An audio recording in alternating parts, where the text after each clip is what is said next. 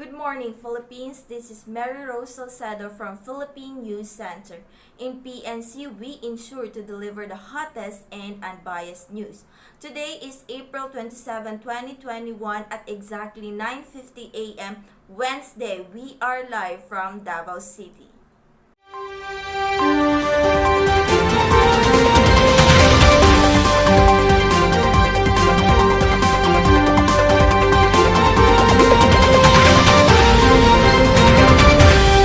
The student-centered approach is a form of teaching approach that is acceptable in the standards-based curriculum and outcomes-based education.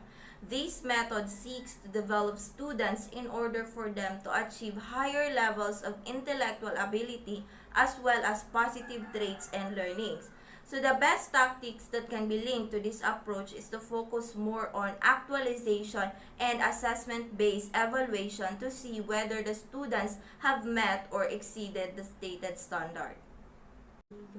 A content standard is a broad statement about what students should know, learn, and be able to do in a specific subject. This type of standard provides a conceptual structure that is simple, informative, and comprehensive in order to improve students' learning abilities.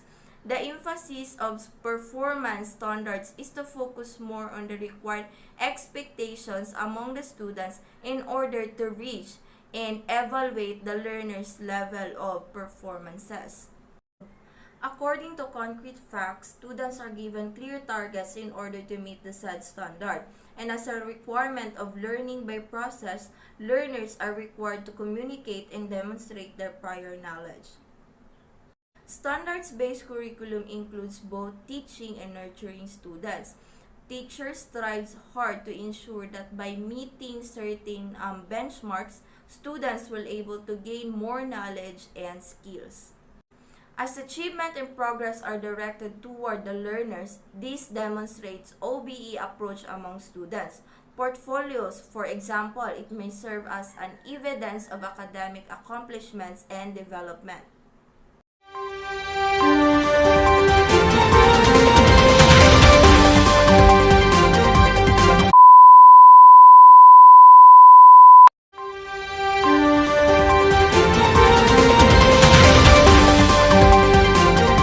Practical, fundamental, and reflective competence are a mixture of three levels of competence.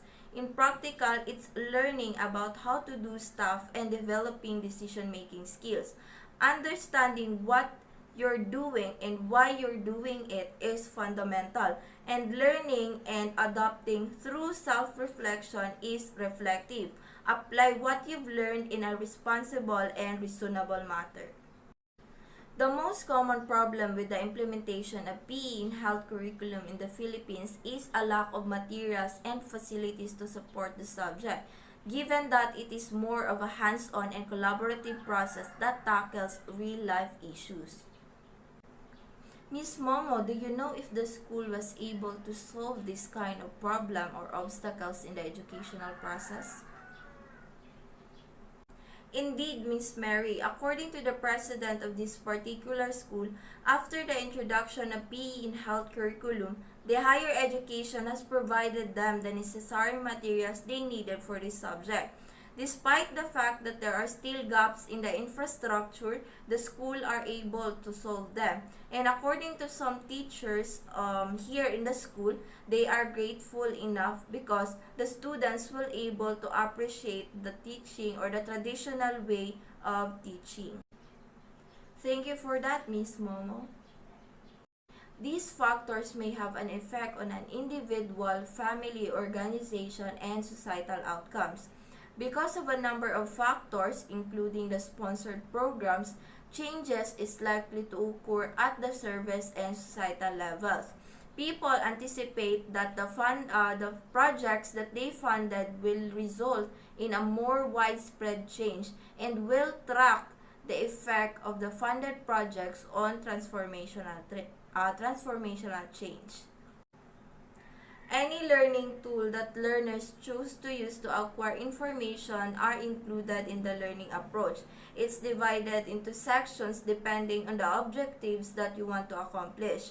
Learning strands are short, written explanations of what students should know and be able to do at a given point of their educations. So it explains what educational goals are.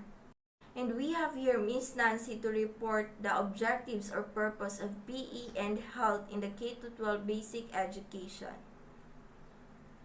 Miss Nancy?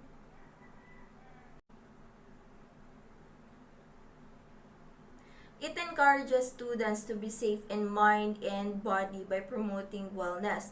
They will gain valuable learning opportunities as a result of the topic, which they will be able to apply in their future endeavors.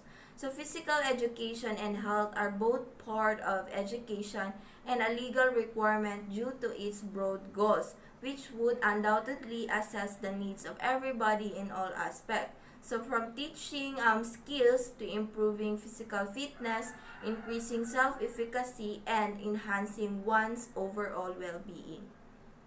Back to you, Miss Mary. Thank you for that, Miss.